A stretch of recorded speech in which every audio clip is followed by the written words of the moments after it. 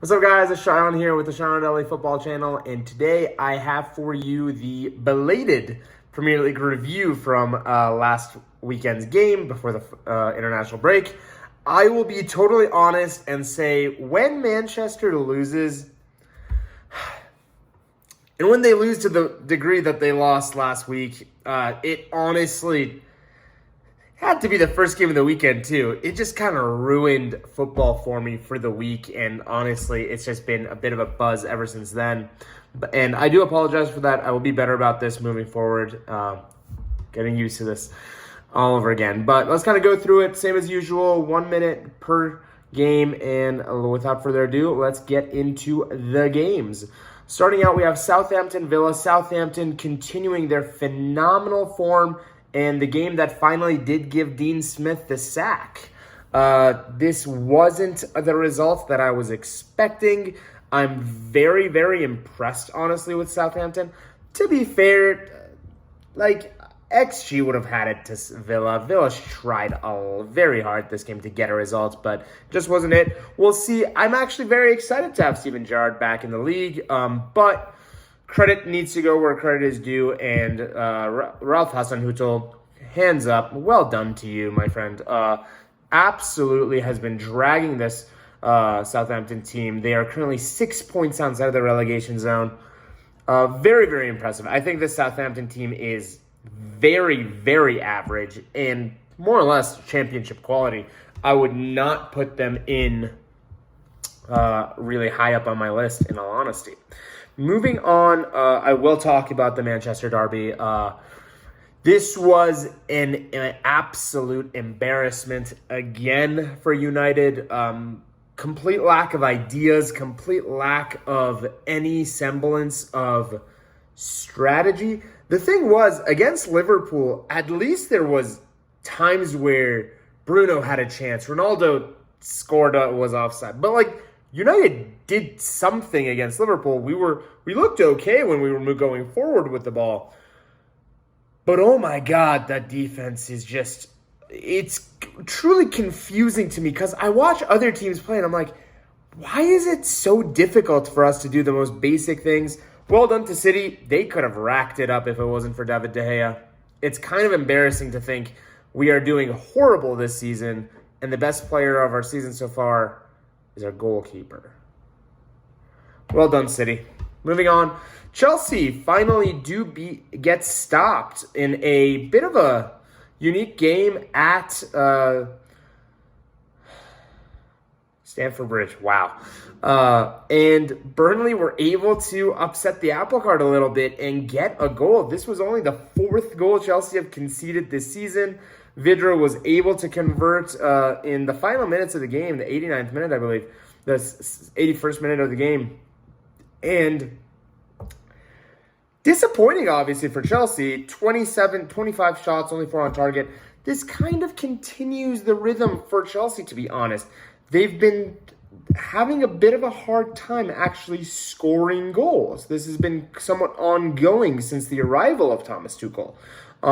They are second in the league for goals scored. However, it doesn't feel fluid. The 7 of them are against Norwich, which is pretty much a gimme game. They need to do a little bit better on goal scoring, in my opinion. That's going to be a bit of an interesting point and see how they do. Spoke way too long about Chelsea there. No. Moving on, we have Crystal Palace Wolves. Freaking Patrick Vieira pulling out trees over here. Doing an absolute madness with Villa. So far, phenomenal. I'm so excited for him. I'm so glad. Palace are clearly not going to be in a relegation battle this season. They play way too good. And they honestly play some attractive football. I love watching them play after that game against Man City. Keep it up. Keep it up, Patrick Vieira. I hope it keeps going like this for you. And to think Eze is coming back as well. Oh, it's really exciting. There's a good buzz around Palace. For Bruno, my favorite manager, this was just a bit of an off game. They just could not control the ball. They were just all over the place. Need to do better. They will do better. I believe in them. Moving on, we have Brentford Norwich. Finally happened. It finally freaking happened. Again, a game that Brentford didn't deserve to lose.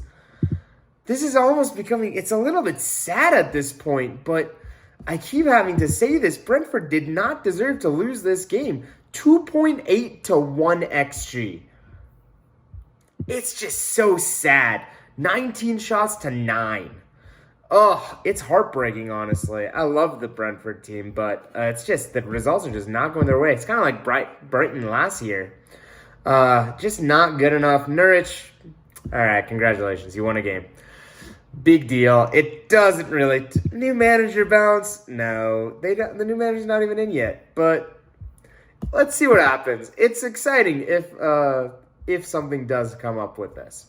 Moving on, speaking of Brighton, Brighton did get a 1-1 draw at home against Newcastle. That, again, isn't a good result. Brighton just kind of suffers from a slight lack of quality in that squad. Bissouma was back.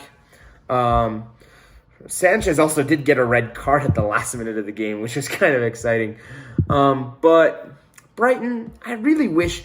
It's kind of crazy to think what Graham Potter would have been able to do with a slightly more quality team.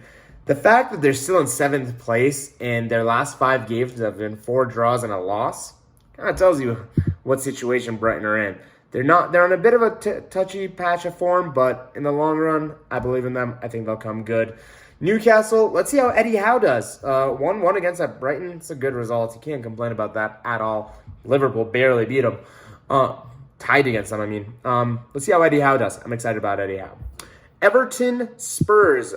Antonio Conte's first game results in a 0-0. Classic.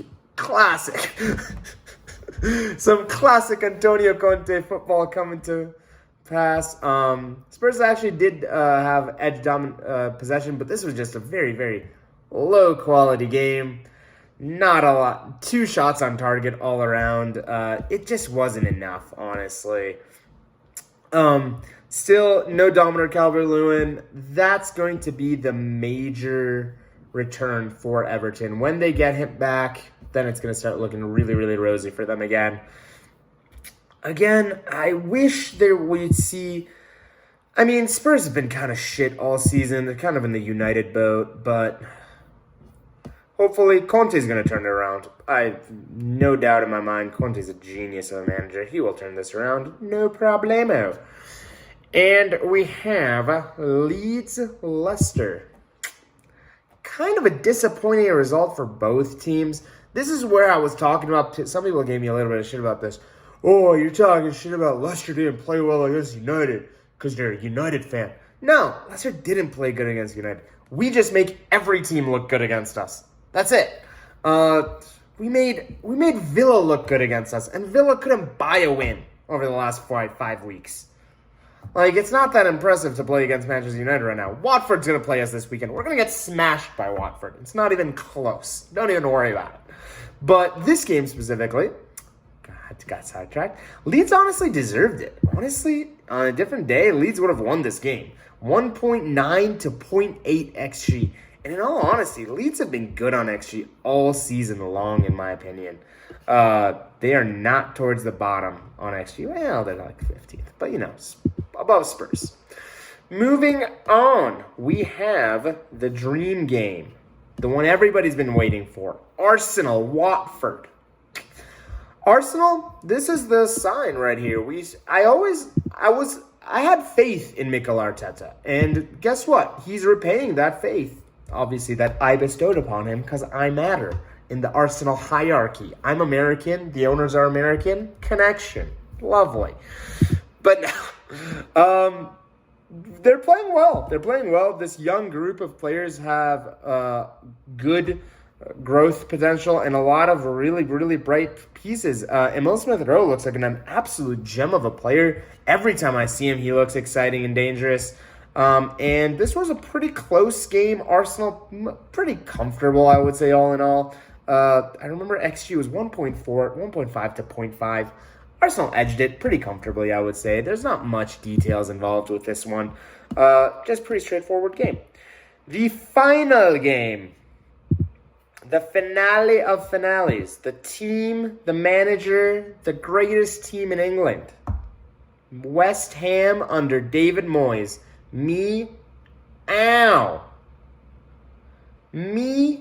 Ow. Are they disgustingly beautiful. Knowing exactly the weakness in Liverpool, finding it, and just targeting it. What an absolute amazing game. The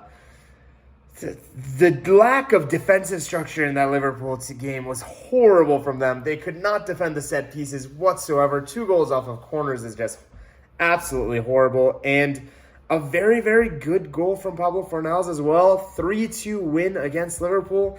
It doesn't get any better than that. David Moyes, hats off, my friend. Well done. You've absolutely blown it away this season so far. And you deserve to be where you're at in in the league right now. They're 3 points behind Chelsea. 3 points behind Chelsea. What even is this world? Dude, their goals scored is sitting high. They've scored more goals than City has. Their defense isn't great. It's better than United's. It's not saying anything. It's better than United's. But their defense needs a little bit of work. They need to shore up a little bit at the back. What would have happened if they had bought Jesse Lingard at the beginning of the season? Oh my God. Oh my God. Like, wow. It would have been amazing. I hope it continues and it keeps going, but that's pretty much going to be it for my analysis for the last week's game. I'll be back tomorrow for the preview for this weekend. Can't wait, and I'll see you guys then. Bye, guys.